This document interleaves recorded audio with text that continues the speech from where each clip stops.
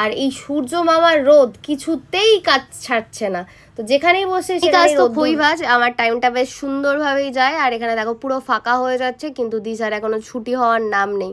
আর এখানে এত ঘুম পায়, মানে এই জায়গাটা বসলেই আমি জানি না কেন ঘুম পায়। আর এখানে প্রচণ্ড ভিড়, বসার জায়গা খুঁজে পাই না, তাই দিশার ক্লাস ছুটি হবে না এখন আমি জানি। আর দিশার ক্লাসটা ঠিক এখন এমন টাইমে ছুটি হচ্ছে যে দিশাকে নিয়ে আমি এখন মন্দিরে যেতে পারছি না।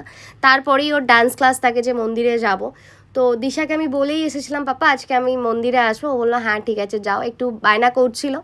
তো আসলাম মন্দিরে, এসে আগে নাড়ুগুলোকে ওনার সামনে রাখলাম, যেটার উদ্দেশ্যে আমাকে এত দিন ধরে উনি মানে আসতে দিচ্ছিলেন না। তো এসেছি, অনেক মনটাকে খুশি খুশি লাগছিল। চলো এবারে দিশার ক্লাস ছুটি হয়ে যাওয়ার টাইমও হয়ে গেছে, আর একদম আমি টাইমে খুব পাঞ্চুয়াল, যে ঠিকঠাক। তারপরে আবার এসে গেছি, এখানে আবার কিছুক্ষণ বসতে হবে। এবারে দিশার ছুটি হয়ে যাওয়ার টাইম হয়ে গেছে। মানে কি বিরক্ত লাগছিল, কারণ এরপরেও দিশার ক্লাস আছে আর এতক্ষণ বসে থাকতে হয়, এত বিরক্ত লাগে তোমাদের কি বলবো। তো এখানে দিশার ছুটি হয়ে গেছে, ওনার আবদার। একটা জিনিস আমি ভিডিও করতে ভুলে গেছি, দিশা এত মানে মিষ্টি খুব একটা খায় না, আর সেদিন এত নাড়ু খেয়েছিল বললে বিশ্বাস করবে না।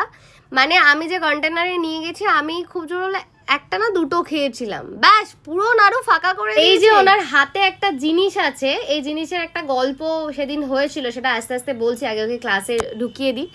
তো ওকে ক্লাসে দিয়ে আমি নিশ্চিন্তে এখানে বসে আছি। তারপরে আমার সাথে যেটা হয়েছিল, মানে ওটা খেলতে খেলতে এমনভাবে সিটেতে রেখে চলে গিয়েছিল, যেটা আমার কুর্তিতে এত বিচ্ছিরিভাবে লাগে, সেটা তুলতে তুলতে আমার মাথা খারাপ হয়ে যায়। ওই যে বাচ্চারা খাইলে স্লাইমস, তো সেটাই ছিল। তুমি আমার এখানে বদমাইশি করে দিয়েছো তো, বলো এটা কি ঠিক করেছো? আমার এতটাই বিচ্ছিরিভাবে আটকে ছিল, যেটা রিয়া, রিঙ্কি, আমি মানে নিজেরাই কনফিউজ হয়ে যাই। তো তারপরে চলে আসলাম ধোসার দোকানে, আর ওকে সেরকম কিছু বলিনি, মানে মাথা তো গরম পুরো আগুন হয়ে গিয়েছিল।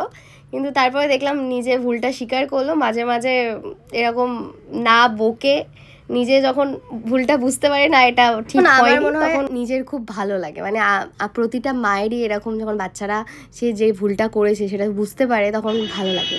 তো যাই হোক, চলে এসেছি দোকানে, আর এখানে এসে মাথা পুরো ধরে আছে, কারণ কদিন ভোর আমি প্রচুর ঠান্ডা জল খাচ্ছি, মানে ডিপ ফ্রিজ থেকে বার করছি আর ঢকঢক করে খাচ্ছি।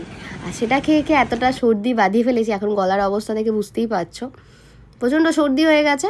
তো চলে এসেছি বাড়ি, এখনও কাজ বাকি আছে। গুবলুকে সাথে দেখা করতে হবে, ওকে ঘুম পাড়াতে হবে, আর এই যে রুটি করতে হবে, আর তরকারি করেই আমার পুরো দিনটা গেল। চলো দেখা হচ্ছে আমার অন্য কোনো ভিডিও। দেখো।